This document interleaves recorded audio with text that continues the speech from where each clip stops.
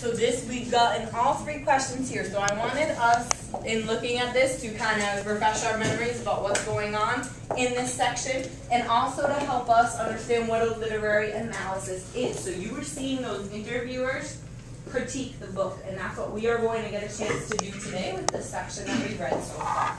So number one, let's take maybe 4 minutes, where we have three questions here. Let's take 4 minutes to wrap up our answers to these questions. You don't need to write the questions down. Just make sure you number them really clearly. And then we'll discuss them whole group. And this is going to drive our activity today. So make sure if you're not sure of an answer that you check in with your group members as well to try and get those answers for me. So 1, 2, 3.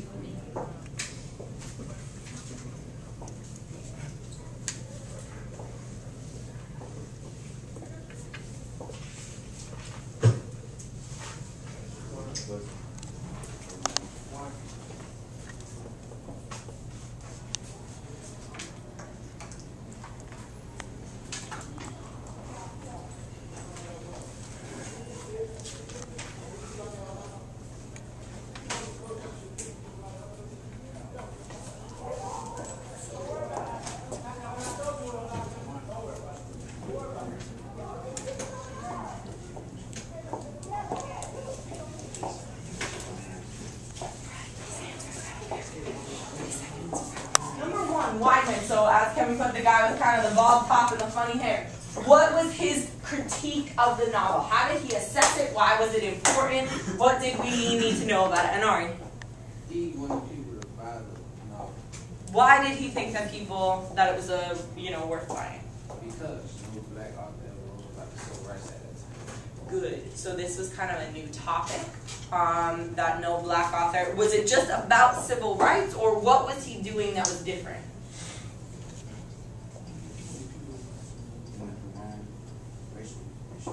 Yeah, so he actually looked at racism. He looked at how it felt at those issues. Beautiful. What else did he say where that part where we paused it and talked about the dialogue? Why did he say the dialogue was really effective and important? What did it capture very well? The events of who? Whose lives? Slave? No. Bigger, the maid? Yes, Bigger's life was representative of whose lives at the time? All the black people. Everyone, right, everyone at the time. It gave a very accurate sense. He said it could have been a pool room in any black neighborhood. So what is he saying is powerful about that? Why is that powerful?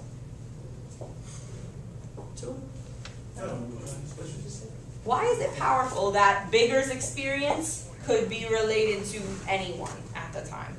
Any black person. Why did he say that was very typical of That time, all black people.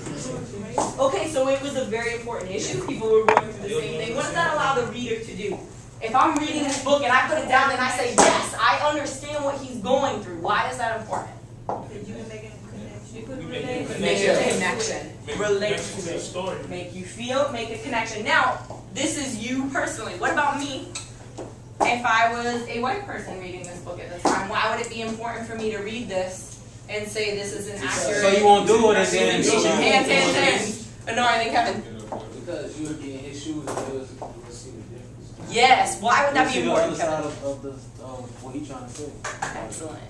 Excellent. So it might broaden my perspective. I see the other side. So these were all critiques he talked about. Beautiful job on this. And then if you would do it like in these days, you might have a problem. Good. Do you think it's still important today? Do you think it's still relevant today? Yes. No. Yes. Wow. We're going to talk about that actually in your essay, so we'll keep that in mind.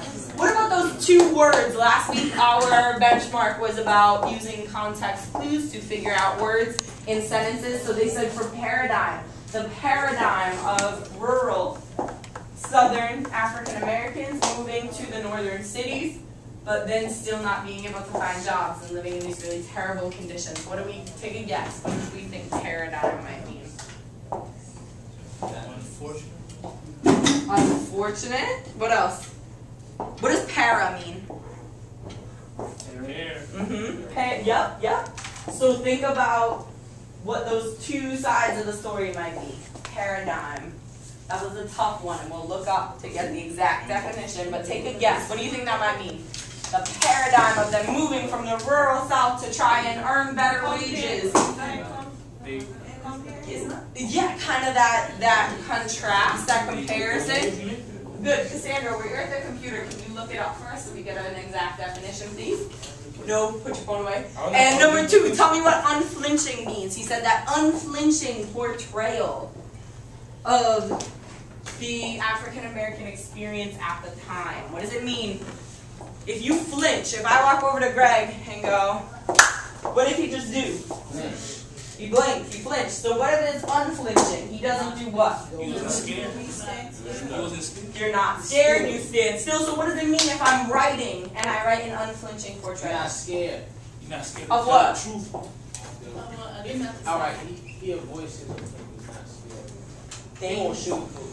Yes, that is exactly it. He will not sugarcoat anything. He's unflinching. He's not backing down in his portrayal. He's not trying to make it sound nicer than it actually is. Excellent job on that one. Do you have the definition of paradigm, Sandra? Yeah.